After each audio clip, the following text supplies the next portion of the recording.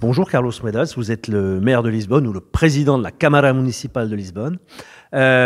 Écoutez, on vous a suivi pendant la campagne avec passion et là on est 4 mois après l'élection et l'idée c'est de faire un premier bilan. Enfin c'est peut-être un peu trop tôt pour faire un bilan, mais où en êtes-vous des grandes mesures que vous aviez annoncées, qui étaient la gratuité des transports, la santé pour les plus démunis, l'exonération de frais de mutation pour les primo-accédants et la réforme des services de l'urbanisme.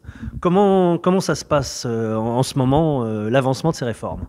Alors, merci beaucoup et merci pour l'invitation. Tout d'abord, je voudrais remercier tous les Français à Lisbonne qui ont voté pour moi et aussi ceux qui n'ont pas voté pour moi parce que je suis aussi leur maire. Et de dire qu'on est très content d'avoir cette communauté française à Lisbonne qui est une communauté très importante pour Lisbonne et pour le maire de Lisbonne aussi. Et je voudrais remercier tout le monde. Et c'est bien qu'on fasse cette interview aujourd'hui puisqu'on a passé 100 jours sur le jour où j'ai pris possession, en fait, le jour numéro 1 comme maire de Lisbonne, au président de la Câmara, que en fait c'est un mot qui vient de 1600, 1700 où en fait il y avait un Sénat de la Chambre et donc en fait on appelait le maire le président du Sénat de la Chambre et c'est pour ça que le mot existe. Et donc faire un petit peu un bilan. Je pense qu'on a réussi tout de suite dans ces premiers mois de passer un budget et ça c'était très difficile. Très difficile parce que comme vous le savez, et bon j'explique ça pour ceux qui sont il n'y a pas longtemps à Lisbonne, la mairie fonctionne avec 17 élus. Moi, je suis le président et dans ces 17 élus, j'en ai 7 élus, donc on est 7 de mon côté. Il y a 7 du Parti socialiste, il y a 2 du Bloc de gauche, il y a un communiste.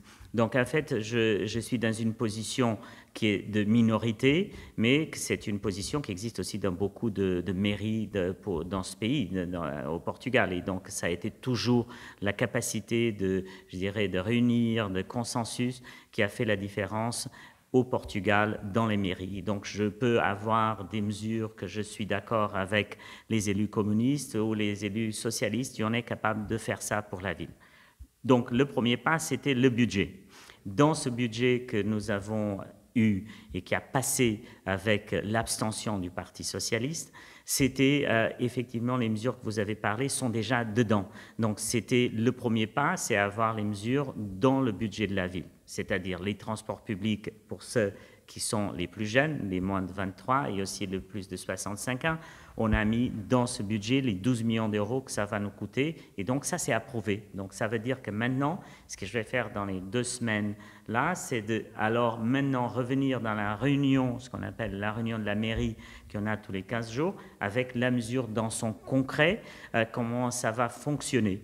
Et là, c'est une négociation. En fait, il y a une partie que c'est les autobus, que ça dépend de moi, et là, c'est facile parce que c'est moi qui commande, mais par exemple avec le métro, il faut que je sois en négociation avec le métro, c'est une entreprise nationale.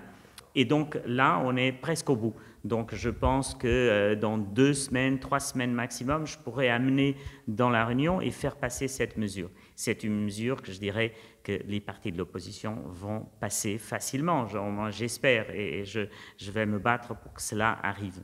Donc ça, c'est le premier. La deuxième chose qu'on a fait, et celle-là, c'est extra, d'une certaine façon, budget qu'on a passé, c'était vous savez que les Portugais et les Français qui payent impôts au Portugal, il y a une partie de ce que c'est l'impôt sur le revenu que normalement venait à la municipalité. Donc on va donner ça à la population. C'est-à-dire la municipalité dit il y a 3% de tout l'impôt sur le revenu que venait à la municipalité de Lisbonne des gens qui habitent à Lisbonne. Et nous, on a dit cela, on le donne, on give back, on le donne de retour, on le rend, pardon, aux Lisboètes, qu'ils soient Lisboètes portugais ou non.